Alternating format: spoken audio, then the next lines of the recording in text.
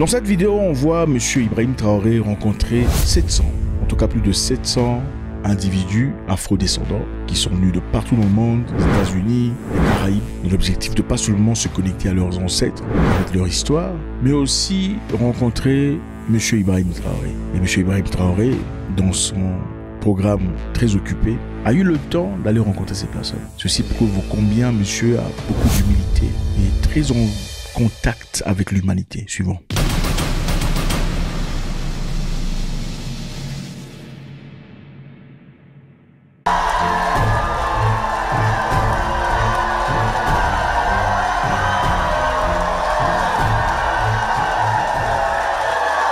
À son entrée, regardez comment on l'acclame. Ça prouve combien il est aimé, combien il est adulé. Vous savez le sentiment qu'on a quand vous rencontrez finalement une personne que vous avez vue de loin, ou peut-être en ligne depuis très longtemps, une personne que vous avez vue à la télévision. Ce que ça fait, ça donne l'impression de connaître la personne. C'est comme votre frère, ça vous fait du bien. C'est ça le sentiment. Bonjour chers frères et sœurs, et soyez les bienvenus chez vous. Je tenais ce matin à vous dire merci du fond du cœur. Merci à vous qui avez pris de votre temps, de votre énergie pour faire le déplacement du pays des hommes intègres, pour faire le retour aux racines, comme on le dit en anglais, back to your roots. Merci d'être venus.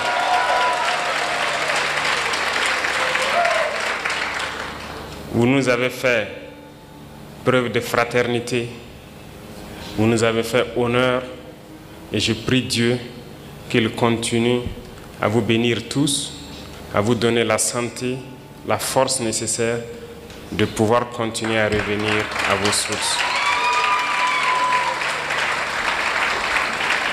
Parmi vous, il y a des personnes âgées, très âgées, qui malgré le poids de l'âge, ont fait le déplacement avec vous. Je vous dis infiniment merci du fond du cœur. Et que Dieu continue à vous réconforter. En retour, vous voyez ce que M. Ibrahim Traoré fait. Il transmet directement l'amour, la sympathie, la joie, à travers un sourire éclatant. C'est une façon de welcome le public. Vous êtes chez vous, ici. Pas chez nous, bien, vous êtes chez vous. Je sais que beaucoup d'Africains l'emploient généralement avec beaucoup d'hypocrisie. Mais là, c'est authentique. Vous êtes chez vous. C'est-à-dire, revenez encore une fois. On veut de votre présence. Et tout le monde adore ça. Certes, beaucoup ont été déconseillés de venir vers le Burkina. Vous êtes nos ambassadeurs désormais. Wow. Et je pense que vous êtes les mieux placés pour aller faire comprendre aux autres que le Burkina Faso est loin de ce que ces médias occidentaux essaient de faire peindre aux yeux du monde. Le Burkina est bien fréquentable, le Burkina résiste, le Burkina tient debout et le Burkina vit. Et merci à vous de prouver cela aux yeux du monde.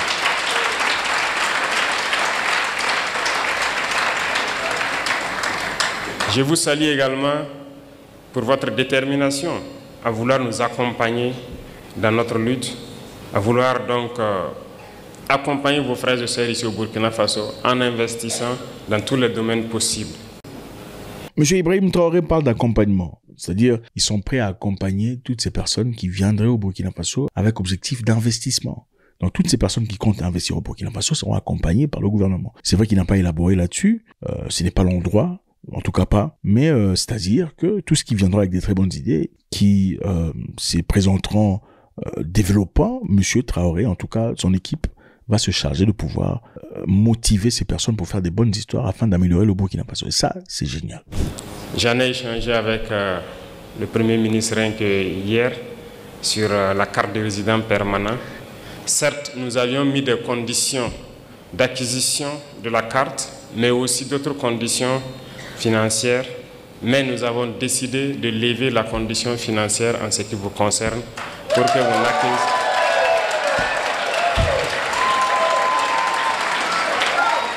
Donc pour vous, il sera question juste de vous en tenir à la question de la carte. Donc toutes les autres conditions, vous serez exemptés. Et merci à vous d'ouvrir le pas pour tous ceux qui souhaitent donc prendre cette carte et pouvoir investir et rester au Burkina. Ici, il parle de cartes, ok? Je pense qu'il parle de carte de séjour. C'est très beau. C'est une très belle opportunité de voir M. Traoré offrir cette carte de séjour à ces étrangers qui ne sont vraiment pas étrangers. Parce que vous savez, quand une personne quitte un pays pour venir, et comme vous l'avez remarqué plus tôt, il a dit il y a des gens âgés qui sont venus. Il y a des gens, des vieilles personnes qui ont fourni beaucoup d'efforts pour y arriver, pour aller voir M. Traoré. Et en retour, il leur dit on vous donnera la carte sans avoir à payer quoi que ce soit sur le plan financier. C'est très beau. C'est aussi très intelligent. Pourquoi c'est intelligent? Parce que généralement, les gens auraient pensé qu'il offrirait de la nationalité comme l'a fait le Ghana, par exemple. Il ne l'a pas fait. On offre d'abord cette carte apparemment, qui serait une très bonne chose, en effet, pour pouvoir scruter les gens. Parce que comprenez une chose, ça prouve à combien M. Traoré n'est pas seulement intelligent, mais a aussi une équipe très forte, c'est des gens qui comprennent. Parmi ces gens, bien qu'ils soient venus apparemment pour des idées qui sont très bonnes, il y a aussi des gens qui sont infiltrés, qui ont été envoyés par une entité dans l'objectif d'espionner. C'est toujours comme ça, il faut être malin. Au départ, il faudrait leur accorder cette carte de séjour au lieu d'une nationalité, afin de voir comment ils sont en réalité en train de participer au développement du Burkina Faso. Aussi, ils ne sont pas seulement là pour espionner et tout le bazar. Donc je pense que c'est une très bonne chose. Reconnaissez une chose, la lutte que nous menons est âpre. Et c'est une lutte d'endurance. Et vous avez décidé de porter notre message à travers le monde. Nous ne luttons pas pour le Burkina Faso tout seul. Nous luttons pour l'Afrique. Nous luttons pour l'homme noir. Nous luttons pour la dignité de l'Afrique. Nous luttons pour le bien-être de nos populations. Et qui lutte pour la dignité et le bien-être de sa population a aussi quelque chose en cœur. Nous sommes de tout cœur avec tous les peuples qui luttent pour la justice, pour l'égalité, pour le bien-être. Et nous sommes amis à tous les peuples qui nous respectent et qui respectent notre souveraineté et notre dignité. Et merci à vous d'accompagner donc ce combat que nous menons. Il est très difficile de mener ce type de combat. Et je sais que vous le savez mieux que moi. Voir l'Afrique se réveiller, c'est un cauchemar pour certains. Mais pourtant, l'Afrique est en train de se réveiller. Et l'Afrique va se réveiller. Ce qui est très touchant dans cette histoire, c'est de voir que monsieur, malgré son temps, très limité en tout cas, est surchargé, étant président d'une république qui actuellement est en train de faire face à beaucoup de résistance en termes militaires, et le temps d'aller rencontrer des civils qui sont venus d'ailleurs. Il leur accorde la gentillesse, la sympathie et la chaleur. C'est très touchant. Il faut que partout où des Africains se retrouvent, il faut que nous comprenions une chose. Seuls unis, nous pourrons aller loin. Et il faut que nous arrivions à nous unir d'une manière ou d'une autre. Et cela incombe plus à la jeunesse aujourd'hui, mais aussi aux anciens, qui doivent pouvoir expliquer à la jeunesse ce qu'ils ont vécu hier et comment nous devons nous comporter aujourd'hui pour pouvoir nous unir. Et je compte sur tout un chacun pour continuer ce combat partout où il est. Parce que nous sommes combattus aujourd'hui par l'impérialisme qui cherche par tous les moyens à nous faire disparaître, mais aussi par nos propres frères. Certains qui sont les valets de l'impérialisme, mais d'autres aussi pour leur simple intérêt. Personnellement, je dirais qu'il y a beaucoup de chefs d'État africains qui ne m'aiment pas. Ils sont très nombreux, qui ne m'apprécient pas. Peut-être parce qu'ils sont jaloux,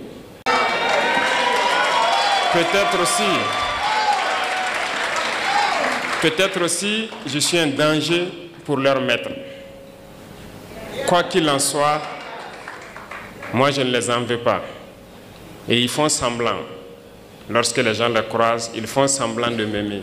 Mais je sais qu'ils sont nombreux à ne pas m'aimer. Ici, il dit qu'il y a des présidents qui ne l'aiment pas. Okay? Des présidents qui font... Vous voyez le comportement des gens. Quand on vous dit que le comportement du président est simplement le reflet du comportement du peuple, beaucoup de gens sont irrités. Quand on dit que chaque peuple mérite son dirigeant, les gens sont très en colère. Ah, pourquoi tu peux dire ça? Bah écoutez, même monsieur le président Traoré dit, je sais qu'il y a des gens ici, en tout cas parmi les chefs de l'État, qui m'aiment pas. Des chefs des États africains qui m'aiment pas. Ils font semblant, je le sais. Un comportement d'un président, c'est le reflet du peuple, c'est ça. Et je prie Dieu que cela puisse arriver et très vite, que nous puissions voir dans la même direction, voir que nous devons nous battre pour le bien-être de nos peuples, de nos jeunesses, de nos continents, de nos pays. Et à travers cela, il n'y a pas de choix, on va s'unir. Parce que l'Afrique est immensément riche, nous avons un marché immense et nous avons des cerveaux à travers le monde. Et nous allons faire venir tous nos cerveaux pour travailler avec nous. Et l'Afrique a besoin de tous ses fils, de toutes ses filles pour pouvoir se développer. Et vous portez ce message, vous portez ce combat. Et nous devons tout faire pour que ce combat aboutisse et au plus vite. Ça, c'est très important. Parce que vous devez voir ce combat aboutir dans très peu de temps. Et c'est bien possible. En tout cas, dans tout ce qui se passe, j'espère que les Américains, en tout cas qui viennent au Burkina Faso, viendront avec une attitude complètement neutre. Parce que vous savez, quelquefois, certains Américains, pas tous en tout cas, ont tendance à avoir un sentiment de condescendance à l'égard de ce qui est noir mais pas américain. C'est-à-dire on a l'impression qu'on est meilleur que les autres. On a l'impression qu'on sait mieux que les autres. On a l'impression d'avoir des avances par rapport à beaucoup de choses. Et généralement, vous savez, cette attitude n'est pas toujours appréciée en tout cas. Il n'y a aucune personne qui voudrait voir une tierce personne venir d'ailleurs pour venir lui apprendre comment vivre la vie. Ou surtout pas critiquer avec négativité ce qu'on fait. Je vous rappelle historiquement que les Américains, en tout cas, après l'esclavage, beaucoup parmi eux, noirs américains, étaient envoyés au Libéria pour aller créer cet État. Le premier État africain. Alors, arrivé au Libéria, qu'est-ce qui était arrivé? Les Noirs américains, qui souvent s'appelaient Johnson, Robertson, Patterson et tout le bazar, partis au Libéria, ont rencontré des Noirs autochtones sur place. Mais arrivés là-bas, ils se sont pris la tête parce qu'ils se comprenaient pas. Les Noirs américains s'est jugé supérieurs aux Noirs autochtones. Et ça a créé beaucoup de problèmes. Ils se sont battus. Et j'espère que ce n'est pas ce qui va se passer au Burkina Faso. Donc, je vous encourage. Je vous félicite pour tout ce que vous faites et avant de clore mes propos, je vous invite à chaque occasion que vous pourrez revenir au Burkina Faso parce que nous allons transformer le Burkina Faso, faire du Burkina un exemple pour que les gens voient que c'est possible. Nous allons partir de cette situation de guerre, construire le pays, le rendre mielleux et que tout le monde voit que c'est bien possible et ça va motiver d'autres à se lancer sur le même chemin que nous. Merci pour cet accompagnement, merci pour cette chaleur que vous êtes venus nous donner, merci pour l'amour que vous êtes venus nous donner et je prie Dieu que vous retournez tous sains et saufs et que vous revenez chez vous au Burkina Faso, investir et vivre paisiblement quand vous le souhaitez. Merci beaucoup à tous. Que Dieu vous accompagne. Merci. On y va. Les États-Unis d'Amérique viennent de déployer son plus grand navire vers le Venezuela. Ça ne rigole plus, c'est vrai, c'est chaud, c'est palpitant, c'est effrayant aussi à la fois. Pourquoi? Parce que le Venezuela ne recule pas. Qu'est-ce qui va se passer éventuellement? La marine américaine a déployé son plus grand navire de guerre, le porte-avions à propulsion nucléaire USS Gerald R. Ford, près du Venezuela. En réponse, évidemment, le Venezuela a lancé une vaste mobilisation militaire plaçant le pays en état d'alerte maximale. C'est une forte résistance à l'égard de Trump. Si nous, en tant que République, en tant que peuple, devons prendre les armes pour défendre cet héritage sacré de nos libérateurs, nous sommes prêts à vaincre. Vous savez, Donald Trump n'est pas habitué à sentir une certaine résistance, venant surtout des pays qu'il traite d'inférieurs. Et le Venezuela, pour une fois, en tout cas, comparé à la majorité des pays dont Trump a eu à faire face, est en train de résister comme jamais. Alors, c'est quoi la raison du déploiement? On se pose la question. Pourquoi les États-Unis est tellement engagés dans cette histoire? Eh bien, le Pentagone le justifie en disant que c'est un déploiement essentiel faisant partie des opérations visant à perturber le trafic des stupéfiants dans la région. Mais bon, on se pose beaucoup de questions. On se dit, mais est-ce que c'est nécessaire de déployer le plus grand navire de guerre du monde pour résister aux narcotiques?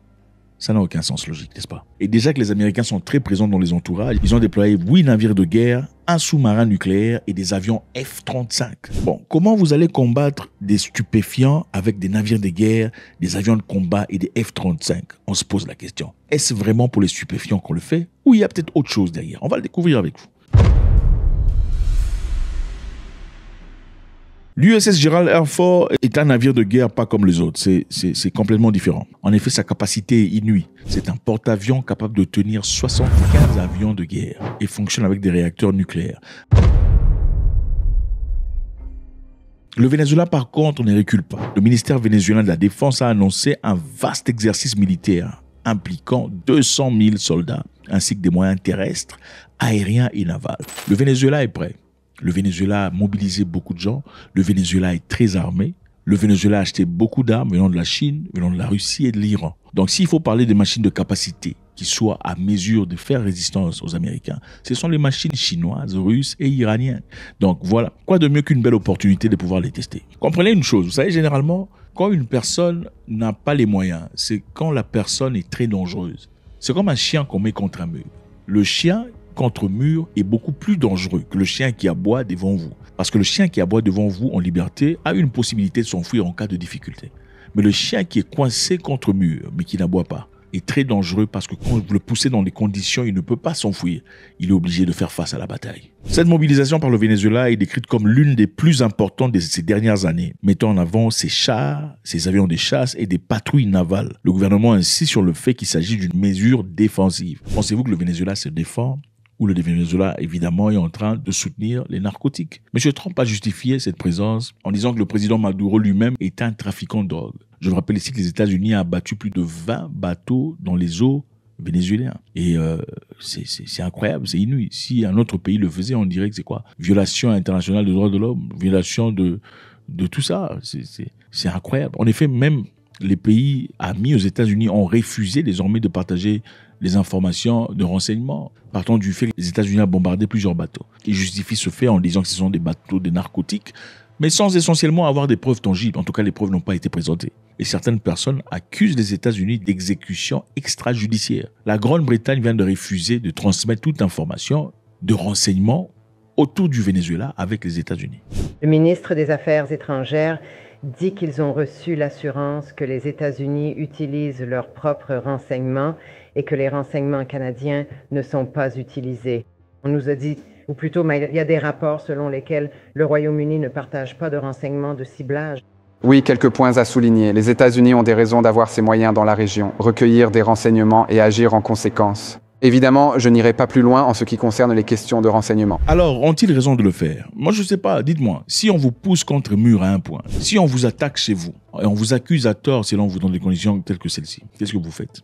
Vous mobilisez ou pas? En tout cas, le Venezuela s'est mobilisé. Ils ont 200 000 militaires. Contre eux, une dizaine de milliers de militaires américains qui sont stationnés pas très loin du Venezuela. Bon, en réalité, qu'est-ce que les États-Unis peuvent faire? Ils peuvent bombarder, ils peuvent directement toucher des sites militaires au Venezuela, ils peuvent peut-être bombarder des sites de pétrole. Mais est-ce que ça sera suffisant pour renverser Maduro? Point d'interrogation. Il faut beaucoup plus que 10 000 personnes pour aller renverser un pays comme le Venezuela, qui porte un peu plus de 30 millions d'habitants. Est-ce que les États-Unis de Donald Trump sont prêts à envoyer des militaires pour commencer une guerre en Amérique latine? Alors ma question pour vous est celle-ci. Est-ce que vous pensez vraiment que c'est une histoire de drogue? Ou peut-être c'est une histoire différente? Comme on le dit, le Venezuela a été un bon partenaire aux États-Unis en termes de business dans le passé, jusqu'à ce que le Venezuela décide de nationaliser son pétrole. Vous pensez que c'est une histoire de drogue ou une histoire de pétrole et d'accès? Faites-moi savoir ce que vous pensez.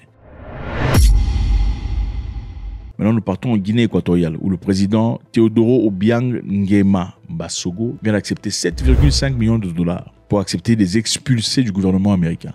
7,5 millions de dollars. C'est ça le manque de respect. Quand Trump dit les Africains vivent dans des shithole country, shithole c'est trou à merde. Okay? Votre pays est un trou à merde. Les gens se fâchent disant qu'il est raciste. Je ne sais pas quel genre de pays accepte 7,5 millions. C'est quel manque de respect? C'est pas 7 milliards de dollars, 7,5 millions de dollars. Ça, c'est de l'argent qu'on peut donner à un athlète. C'est l'argent que les États-Unis donnent à un pays africain. 7,5 millions de dollars pour accepter les expulsés que eux-mêmes traitent de brigands, répugnants et autres. Ceci, évidemment, a été révélé par la sénatrice démocrate Jeanne Shaheen. Elle a qualifié cet accord de très inhabituel et de profondément préoccupante. Okay. Elle a souligné le caractère très inhabituel de ce paiement à l'un des gouvernements les plus corrompus au monde. Imaginez-vous, on vous appelle le gouvernement le plus corrompu au monde, mais vous acceptez les gens venant de chez eux.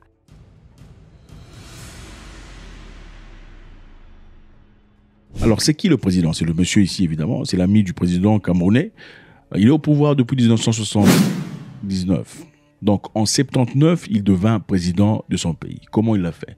À travers un coup d'État. Coup d'État contre qui? Contre son propre oncle. Son oncle était président de la République, Macias, son oncle propre. Et Teodoro Obiang a renversé son propre oncle. Et quelques temps plus tard, il a été exécuté, fusillé par un peloton d'exécution.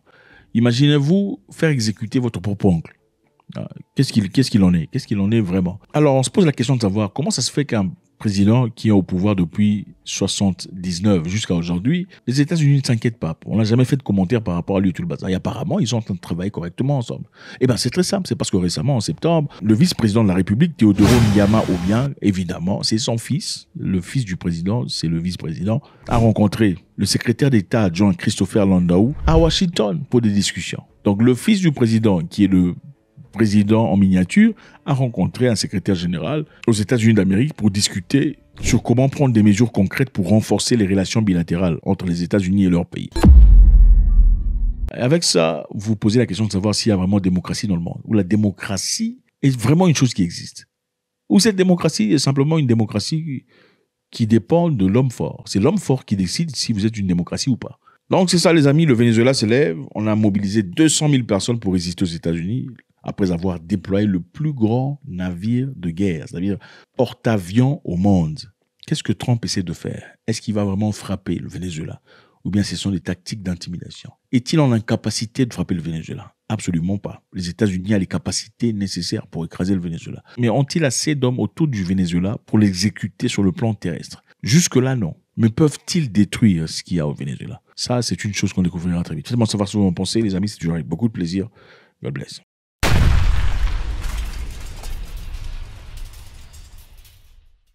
A annoncé que les États-Unis boycotteront le prochain sommet du G20. Donc, un sommet qui se présentera en Afrique du Sud le 22 novembre 2025. Donc, c'est dans quelques jours. Les États-Unis d'Amérique vont boycotter ce sommet. En effet, il y a quelques temps, il disait à peine que moi, je ne partirai pas, mais j'enverrai un délégué pour aller représenter les États-Unis. Maintenant, il dit les Américains ne se présenteront pas à cette histoire.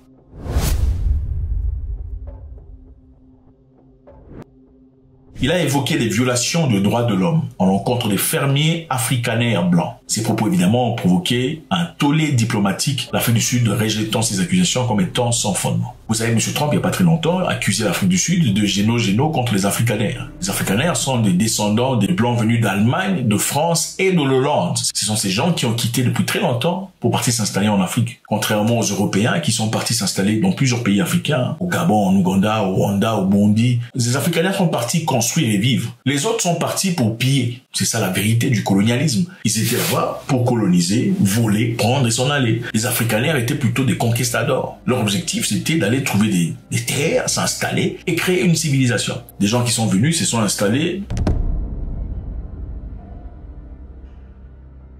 Le Native Land Act voulait simplement dire que les Noirs n'avaient absolument plus droit d'être propriétaires de terres. Donc, si vous voulez des terres ou la terre, il faut aller impérativement travailler pour un Européen. Les terres étaient réservées pour les Blancs, les Noirs étaient travailleurs. Et pour qu'un Noir se déplace d'une région à une autre, il lui fallait avoir un passeport dans son propre pays. En 1945, l'Afrique du Sud officialise l'apartheid. C'était simplement la ségrégation raciale où les Noirs vivaient dans des coins les plus pourris de la ville et les Blancs vivaient dans les coins les plus huppés de la ville. Il y avait restaurant pour Noirs, restaurant pour Blancs, voiture pour Blancs, voiture pour Noirs, eau de fontaine pour Blancs, eau de fontaine pour Noirs. Ils ne se mélangeaient pas. Pour ceux qui ne comprennent pas, les Blancs en Afrique du Sud, bien que soyant la minorité, possèdent 72% des terres arables. Alors récemment, le gouvernement sud-africain a pris une décision de prendre certaines terres qui ne sont pas utilisées par des Blancs. C'est-à-dire, il y a des terres aussi qui ont été léguées par le petit-fils d'un monsieur qui a pris des terres de quelqu'un. Ce sont quelquefois des terres plus grandes que des stades de football. Des terres qui ne sont pas utilisées. Alors, s'il y a des terres qui ne sont pas utilisées, le gouvernement peut prendre ces terres pour créer quelque chose de profitable à tout le monde. Comme des écoles, des hôpitaux et du bazar. Donc le gouvernement cherche des terres pour créer des écoles, des hôpitaux, n'en trouve pas. Pendant qu'il y a des gens qui ont des terres qui ne sont pas clôturées, mais appartenaient à leur arrière-grand-père. Comment ils ont reçu les terres? Ils ont pris des terres par force. Alors le gouvernement disait, on peut commencer à récupérer parmi ces terres avec une certaine compensation pour attribuer au bien général. Et ben c'est à partir de là que Donald Trump est venu suite aux accusations disant que les Blancs sud-africains étaient persécutés. Il y avait géno là-bas et tout le bazar. Les États-Unis a sanctionné, on les a boutés hors de AGOA qui leur profitaient sur le plan financier. Maintenant, on revient sur notre question. Je vous rappelle ici que les dirigeants sud-africains se sont dépêchés rapidement à la Maison-Blanche pour aller expliquer combien ces accusations étaient non fondées. Voilà. Et là, M. Trump a présenté des éléments qu'il appelle preuves, soulignant le génocide des Blancs. Mais en réalité, donc, parmi ces documents, il y avait des documents de la République démocratique du Congo. Regardez, c'est ça, la République démocratique du Congo sur la carte. Des documents affichés pendant qu'il y avait Ebola en RDC ont été présentés à Trump comme des gens qui sont en Afrique du Sud. Une fausseté totale. Alors on se pose la question, est-ce que Trump était au courant ou pas? On peut aussi dire que Monsieur le Président n'est pas nécessairement au courant de ces histoires. On lui donne des documents disant, monsieur, on a fait des recherches, regardez ce qu'il y a là-bas. Et lui, il fait confiance à ces personnes. Alors on rentre sur une autre question. Le 7 novembre 2025, Trump a déclaré qu'aucun représentant américain ne participerait au sommet du G20 à Johannesburg. Le G20, évidemment, c'est la réunion qui réunit 20 pays les plus puissants économiquement dans le monde, dont l'Afrique du Sud fait partie. Ça nous représente légalement. Trump a qualifié de honte totale le fait que l'Afrique du Sud accueille l'événement, répétant les affirmations discréditées par un prétendu génocide contre les familles blanches. Il a dit que c'était honteux que l'Afrique du Sud fasse ça. Le secrétaire général de l'ANC, Fiki Lembalola, ce monsieur ici, a accusé Trump de déformer délibérément la démocratie sud-africaine afin d'attiser la peur raciale à l'approche des élections américaines. L'ANC, c'est quoi? L'ANC, c'est le parti politique de Nelson Mandela. Okay, c'est eux qui ont libéré l'Afrique du Sud du jeu de l'apartheid. Le parti de l'Alliance démocratique a critiqué l'ANC pour avoir affaibli la position internationale de l'Afrique du Sud en s'alignant sur des partenaires controversés, comme l'Iran, et estimant que cela a facilité la justification du désengagement de Trump. Je répète un peu. Le DA, c'est quoi? Le DA, c'est un parti politique sud-africain, mais prédominant blanc. Okay? Ce sont des gens qui existaient déjà là-bas pendant que l'apartheid faisait encore rage en Afrique du Sud. L'ANC rejette ce que Trump dit. Le DA plutôt critique l'ANC. Okay, pour avoir affaibli la position internationale de l'Afrique du Sud en s'alignant avec la Russie et l'Iran et autre chose. Bon, je pense qu'il est quand même intéressant de se dire que le linge sale se lave en famille, n'est-ce pas? C'est ce que vous dites. Pourquoi le linge sale ne se lave pas en famille ici? Si vous êtes réellement une famille, bien que vous soyez noir dans un pays multicolore, hétéroclite, n'était-il pas censé dire, écoutez, on va vous défendre publiquement, mais à l'intérieur, on va faire une discussion disant que votre position sur le plan international nous place dans des conditions inacceptables. Pourquoi vous le diriez avec la Russie, l'Iran et autres? C'est à cause de vous que vous justifiez évidemment ce que Trump est en train de faire. Le président argentin Javier Milei a annoncé qu'il ne participerait pas au sommet des dirigeants du G20 en Afrique du Sud la semaine prochaine. Donc ce monsieur ici, en soutien à Trump, dit que son pays, l'Argentine, n'ira pas. Il dit qu'ils ne le feront absolument pas. L'annonce de Milei fait suite à celle du président américain Donald Trump qui a déclaré il y a quelques jours qu'aucun représentant américain ne se représenterait à Johannesburg. Je vous rappelle que c'est la toute première fois qu'un pays africain organise le G20 et c'est très important. Donald Trump donne l'impression que l'Afrique du Sud ne mérite même pas de faire partie du G20. On se pose la question de savoir pourquoi il soutiendrait Trump. Pourquoi ne pas être neutre comme la plupart des pays? Dans l'interrogation. Je pense qu'il est important de signaler ici que la décision de ne pas assister au sommet intervient quelques jours après que l'Argentine a reçu un soutien financier du Trésor américain. Ah, d'accord. Est-ce une raison pour laquelle on soutiendrait la politique internationale de Trump? Ah, je sais pas, dites-moi. Si l'Argentine reçoit 20 milliards de dollars venant du Trésor américain, dans des conditions très difficiles aujourd'hui, écoutez, pourquoi ne pas soutenir? Enfin, je me dis, est-ce que vous soutiendrez ou pas? Je pense aussi qu'il est important de rappeler que l'Afrique du Sud avait emmené le pays qu'on ne cite pas aux accusations à la Cour internationale de justice. Vous vous souvenez, seul pays africain à se lever contre, enfin, le pays qu'on ne cite pas. Pourquoi? Parce que quand vous citez, malheureusement, votre vidéo est shadow ban. Le shadow banning, c'est simplement votre vidéo est ralentie. Ça ne sera pas distribué à tout le monde. Et d'après notre expérience, voilà, c'est ça. Comprenez, ça n'a absolument rien à voir avec autre chose. C'est tout simplement ça. L'Afrique du Sud a emmené le pays qu'on ne cite pas en justice. On l'a vu. En avril 2024, lors d'un discours à la synagogue Shabab Shul, Bal Harbor, à Miami, Milei a révélé qu'il avait des origines du pays qu'on ne cite pas. Intéressant, Milei a souvent intégré les symboles et des références du pays qu'on ne cite pas dans son image publique, bien qu'il ne pratique pas la religion officiellement. Je pense qu'il est quand même important de le dire, parce que ça joue un rôle, c'est une possibilité ou pas. Bon, bref, ce sont des faits qui sont là, qui sont réels, c'est lui qui l'a exposé, c'est pas moi qui l'invente, pour que vous en tiriez vos propres conclusions.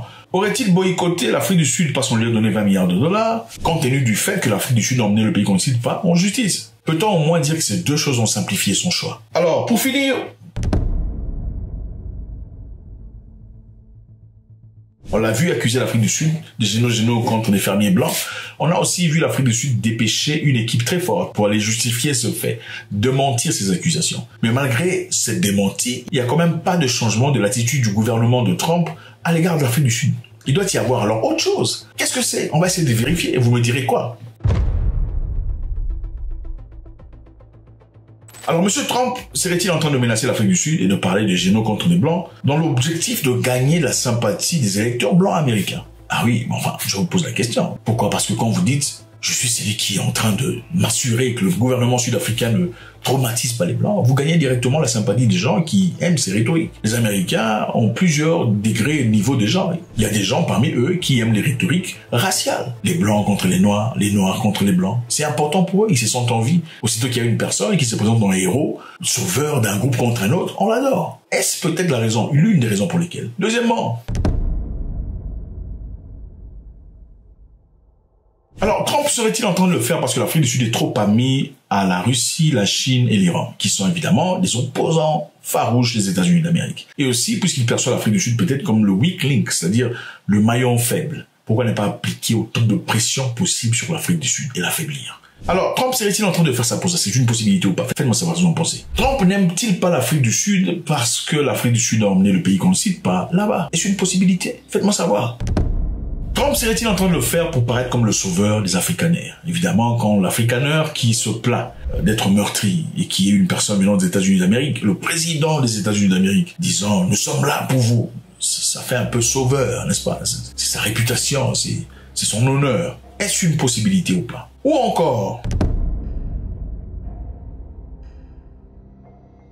alors, l'accord de Paris, c'est l'accord de G20. Ça a été une discussion qui a été prise entre les grands pays du monde, en tout cas les pays développés, sur quelle cause? La cause était simple, le réchauffement climatique. Okay. On dit que à cause de l'industrialisation, le globe chauffe. À cause de ces réchauffements, il y a des érosions, il y a des inondations, il y a la glace qui fond, il y a des incendies partout, il y a des hurricanes comme en Jamaïque récemment, il y a des tremblements de terre, des tsunamis et beaucoup d'autres choses. Alors pour ça, ces pays qui se respectent, ils sont mis ensemble pour discuter sur comment trouver une solution à cet égard, qui se respectent entre parenthèses. Bref, l'une des solutions tirées pendant ces réunions était de signer un agrément où tous les pays seront tenus responsables de diminuer leur consommation, se pousser vers l'énergie verte, c'est-à-dire le solaire, le vent et tout le bazar. Donald Trump n'a pas aimé ça. Il n'a pas aimé parce qu'il a trouvé que c'était désavantageux aux Américains. L'industrie américaine en souffrirait drastiquement et ça bénéficierait aux Chinois, aux Indiens.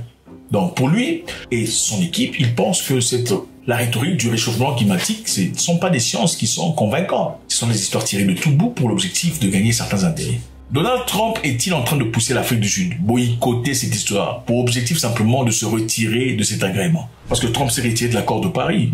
Les États-Unis ne font plus partie de ça. Et carrément, pour affaiblir l'idée du G20, la meilleure chose à faire, c'est quoi? C'est retirer carrément. On n'ira pas en Afrique du Sud parce que l'Afrique du Sud fait des histoires qui sont complètement incohérentes. Alors, en récapitulation, Trump déteste-t-il l'Afrique du Sud parce qu'il veut faire plaisir aux voteurs américains, les blancs américains qui adorent la rhétorique des races? L'Iran, la Russie, la Chine et autres, trouvant en Afrique du Sud le maillon faible.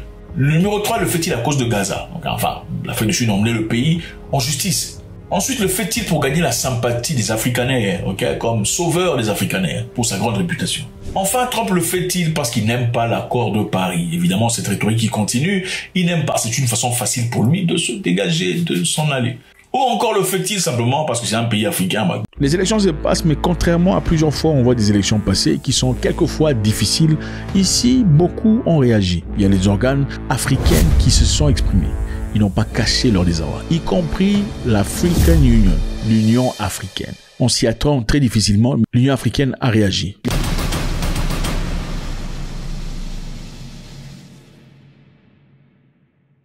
Vous êtes-vous déjà demandé de savoir pourquoi les élections en Afrique ne sont jamais paisibles, jamais calmes? À moins que vous ne vous retrouviez dans quelques pays où l'armée est trop forte, le gouvernement a beaucoup trop de pouvoir. Les élections sont calmes, mais elles sont justes et correctes. Difficile de trouver des élections calmes et correctes à la fois en Afrique. À part l'Afrique du Sud, le Botswana, la Namibie, il n'y en a pas plus de 5 en tout cas. C'est très difficile. Où les élections sont correctes et paisibles. Pour la plupart des cas, c'est difficile. C'est la peine, la misère, la galère, les tueries, les pleurs. Nous sommes en Tanzanie.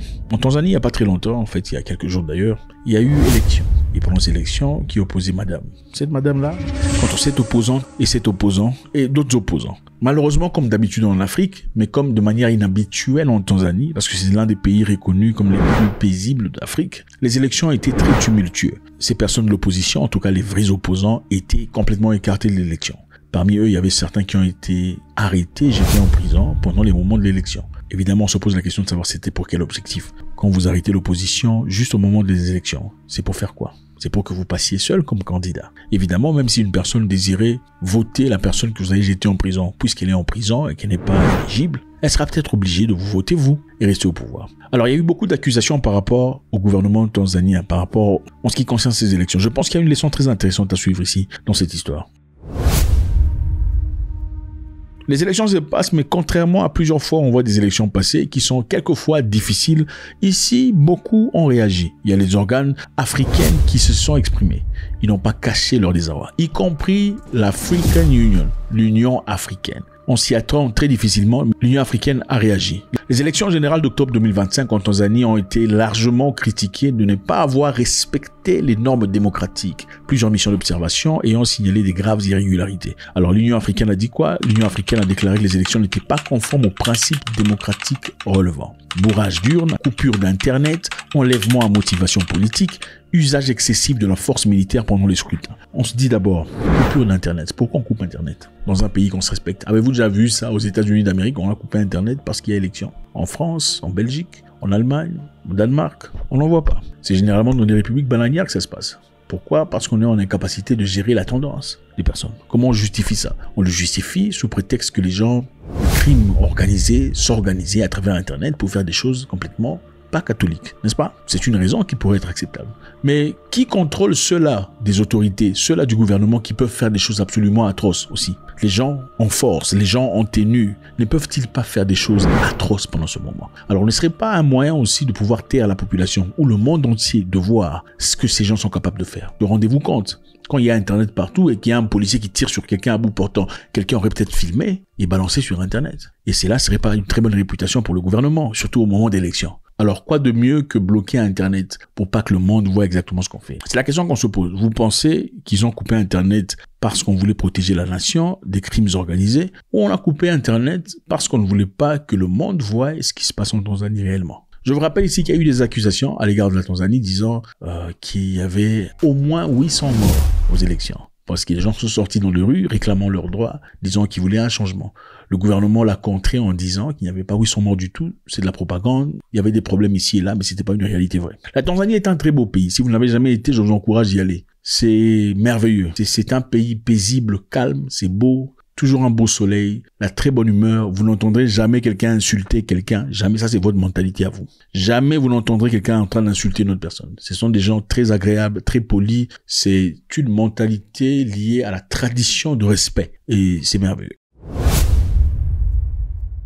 Le SADC, regardez le SADC, l'union de ces pays, a aussi critiqué la Tanzanie. Ils ont signalé des intimidations, la disqualification des leaders de l'opposition et la censure des médias. Disqualification, intimidation, censure des médias. Rendez-vous compte que quand Madame la Présidente a prêté serment, elle aurait prêté serment dans un camp militaire. Voilà ce qu'on dit. Ce n'est pas confirmé. On dit que c'est un lieu de marche militaire, mais ce n'est pas un baraque, mais c'est un peu, il y a beaucoup de confusion autour de ça. Mais ce qui est intéressant, c'est de voir quand elle a prêté serment, en tout cas après, il n'y avait que 3 présidents africains en présence. 3 présidents africains. Généralement, en Afrique, quand on fait des élections, il y a beaucoup de présidents qui se présentent. Il y a le président burundais, le président soudanais, Sud-Soudan, et le président somalien. Pourquoi ça? En tout cas, en attendant, le SADC a critiqué la Tanzanie. Le ministre des Affaires étrangères Mahmoud Tabi Kombo a rejeté les critiques qualifiant d'ingérence étrangère. Les Africains sont en train de s'ingérer dans les histoires de l'Afrique. Voilà ce qu'ils ont dit. Le Zimbabwe n'est pas un pays très respecté en Afrique, croyez-moi. Mais le Zimbabwe a fait une réaction. Le vice-président zimbabwéen Constantino Chiwenga a dit se préoccuper, qualifiant la situation de troublante et exhortant la Tanzanie à préserver son héritage de leader de mouvement de libération africaine. Troublante! Ça, c'est le Zimbabwe qui dit. L'opposition a dit qu'il y avait 700 morts. 700 personnes auraient été exécutées. Pendant que le gouvernement dit que c'est pas vrai, il y a simplement 3 personnes qui ont été Ce sont des histoires par couche ici et là, c'était pas répandu partout. En tout cas, c'est bien triste de voir ça, un climat de peur en Tanzanie, un pays que je respecte, un pays paisible. Moi, je le classifie à côté du Ghana, du Sénégal. Ce sont des pays de paix et de calme. Il y a aussi une histoire intéressante, évidemment, avant de finir. En Tanzanie, comme dans beaucoup de pays en Afrique, il y a le bon et le mal. Parmi le mal, il y a aussi l'histoire d'albinisme. Les albinos en Tanzanie sont généralement maltraités. Ouais, ils sont généralement tués et si pas tués, en tout cas on prend des parties de leur corps dont on pense posséder de pouvoirs magiques qu'on pourrait utiliser pour le succès, l'argent, pour gagner les élections politiques et tout le bazar. Donc généralement pendant les moments des élections, pendant les campagnes électorales, il y a beaucoup d'albinos qui sont tués. Il y a par exemple le cas de cette dame qu'on appelle Mariam, que je connais personnellement, qui s'est exprimée aussi publiquement récemment en disant, elle dit la première chose qui me vient à l'esprit pendant les élections, c'est la peur. La peur pourquoi? Parce qu'elle a été victime dans le passé. Elle dit, je sais que les meurtres des personnes atteintes d'albinisme se produisent surtout pendant des périodes électorales en Tanzanie, lorsque les croyances liées à la sorcellerie s'intensifient. C'est pourquoi je ne me précipite pas aux campagnes, j'ai tellement peur. L'albinisme, qui touche environ 30 000 personnes en Tanzanie, est une maladie génétique rare qui réduit la production de la mélanine, le pigment responsable de la couleur de peau, des yeux et des cheveux. Donc, la raison pour laquelle vous avez une peau noire, si vous en avez de noir, c'est parce que vous avez la mélanine un peu en excès, ou vous en avez au degré qu'il faut. Le moins vous avez de mélanine, le plus votre peau devient pâle. Alors, comme je le disais, les superstitions ont fait des personnes atteintes de l'albinisme des cibles de violence. La fausse croyance selon laquelle les parties du corps des personnes albinos apporteraient richesse, chance, succès politique et tout le bazar. Donc, comme les Noirs en général aiment trop le succès et la politique et l'argent sans nécessairement faire l'école, ou après avoir fait l'école, mais on croit, parce qu'il y a des gens qui font l'école, qui croient toujours aux choses qui sont... Enfin bref, on ne peut pas faire de discussion en ce qui concerne la croyance, parce que chacun, selon son niveau d'intellectualisme, a aussi une croyance. Il y a des gens très intelligents qui croient à des trucs que vous trouvez complètement banals. Il y a des gens docteurs en je sais pas quoi, mais qui sont peut-être taoïstes. Et vous, qu'est-ce que vous pensez du taoïsme? Vous voyez comment vous les jugez. L'inverse est aussi valable, c'est-à-dire une personne taoïste ou bouddhiste, vous penserez, vous, chrétien, absolument absurde, avec votre diplôme de doctorat. Alors Mariam, son cas était brutal en 2008. Pendant les élections, il y avait des gens qui sont venus dans sa maison, casser la porte, entrer dans sa chambre, on l'a coupé son bras, coupé la jambe. Mariam est une personne que je connais personnellement, encore une fois. Ça a été un moment absolument difficile pour elle, partie à l'hôpital, sans vie, ou presque sans vie, s'est vue ressusciter d'une certaine façon. Elle vit toujours aujourd'hui avec la peur et le traumatisme. C'est une réalité en Tanzanie. Il faut beaucoup d'éducation, beaucoup de formation. Les gens pensent que pour gagner aux élections, il faut tuer des albinos. Les gens pensent que pour se faire de l'argent, il faut tuer des albinos. Les gens pensent que pour réussir facilement dans la vie, c'est ça. Comme vous pensez qu'il faut s'agenouiller devant quelque chose, c'est ça. D'une part et d'autre, qui a raison, qui a tort, point d'interrogation. C'est vrai, ce que vous faites n'inclut pas d'atrocités ou des tueries. Chacun croit à ce qu'il croit. Et chacun croit à ce qu'il croit ne justifie pas le fait de maltraiter d'humains. Absolument pas. C'est un contexte littéraire. Les croyances, évidemment, ne se limitent pas seulement en Tanzanie. Il y a aussi, par exemple, à Mananjari, au Madagascar, où avoir des jumeaux est la pire des choses qui puisse arriver à une personne ou à un couple. Avoir des jumeaux, contrairement à ailleurs, généralement célébré, applaudi. À Mananjari, au Madagascar, avoir des jumeaux, c'est une malédiction pour la famille. Les gens vous repoussent, les gens vous rejettent. Et généralement, ces enfants sont abattus pour éviter que cette malédiction continue. De ry zareo moa zany raha fozako mbany zeny valilay koa zany de nandeha tagny de nandrika nandeha tagny zany zareo de le fomba fiarabany zany a de fiarabana mirary zamadinika toa faty zany le tenina tany tamina. Et c'est ça, finalement à la fin il y a eu des ONG qui prenaient ces enfants pour essayer de les garder. C'est ça, imaginez-vous avoir des enfants, les gens prient pour des jumeaux, mais là-bas quand vous en avez, c'est ça la tristesse. Il y a beaucoup de choses qui se passent en Afrique qui sont absolument absurdes. Il y a un pays en Afrique ici où généralement, au départ, qu'est-ce qu'on faisait? Je crois que c'est la Namibie. Chaque jeune fille, avant de connaître un homme, devrait connaître un monsieur qui est désigné par le groupe traditionnel. C'est un vieux monsieur, en tout cas un vieux en âge, enfin pas nécessairement soixantaine, peut-être dans les quarantaines, 50 ans. Le monsieur a pour objectif de déflorer la fille. Okay? C'est lui qui déflore la fille en premier. Quand il vous déflore, vous devenez femme. C'est là que vous êtes éligible à avoir un homme dans votre vie. Ce monsieur le faisait pendant des années. Chaque femme dans ce secteur, dans cette province, passait à travers ce monsieur. Ça ne serait que quelques années plus tard, après avoir conduit des tests de sang et tout le bazar, à travers une ONG, qu'on découvrira que monsieur est en effet positif de quoi? Vous savez. Évidemment, ces histoires-là ne se font pas protéger. Ça se fait comme ça. Il faut la peau. C'est ça, il y a beaucoup de choses qui se font en Afrique qui, voilà. Et c'est pas pour dire que toutes les traditions sont mauvaises, c'est pour simplement dire que il faut évaluer tradition par tradition et voir quelle est sa valeur aujourd'hui. Certaines traditions n'ont plus leur place, mais d'autres traditions, évidemment, il faut les perpétuer. Des traditions de paix qui n'affectent personne sur le plan émotionnel, sur le plan physique, et tout le bazar. Il y a beaucoup de traditions qui sont absolument bizarres. Par exemple, la tradition où, dans certains endroits, quand la femme perd son mari, la famille du mari vient dans la maison, la femme prend tout, il pille tout ce qu'il y a dans la maison, télévision, chaussures, pantalons, cuisine, compte bancaire, ils prennent tout le téléphone. Ce sont des choses qui se font jusqu'à aujourd'hui et aucune personne ne peut s'interposer disant, voilà, bah écoutez, moi, il y a une membre de ma famille qui a été sujet à ce genre d'histoire. Après avoir perdu son mari, elle est restée avec les enfants, je crois 4. La famille de l'homme s'en mêle pour venir étirer les histoires. Et moi, j'ai failli me lever pour m'y interposer. Il y a que mon grand cousin qui me dira, ne le fais pas. Ça fait partie de leur tradition. Laisse-les prendre ce qu'ils ont envie de prendre. Et qu'ils libèrent notre enfant. Parlons de la femme qui était inclue dans cette histoire. C'est donc ça, c'est une tristesse. Aujourd'hui, en 2025, ce sont des choses qui se font en Afrique. Et ils viennent, écoutez, les histoires qui appartiennent à un père qui a des enfants sont des souvenirs qu'il peut laisser à ses enfants. Des souvenirs que les enfants peuvent garder dans leur cœur pour toujours. Mais quand une personne s'apporte et dit, bon voilà, je vais prendre ça parce que voilà, il était mon frère. Même si on n'a pas parlé pendant 1 an ou 2 ou 3, 4 ans. Je prendrai tout ce qui lui appartient. Veste, sous-vêtements, pantalons, téléphone portable, montre, tout. Ils ont tout pris. Ces enfants, ces garçons n'ont rien gardé de leur père. Merci infiniment les amis, c'est toujours avec beaucoup de plaisir. God bless.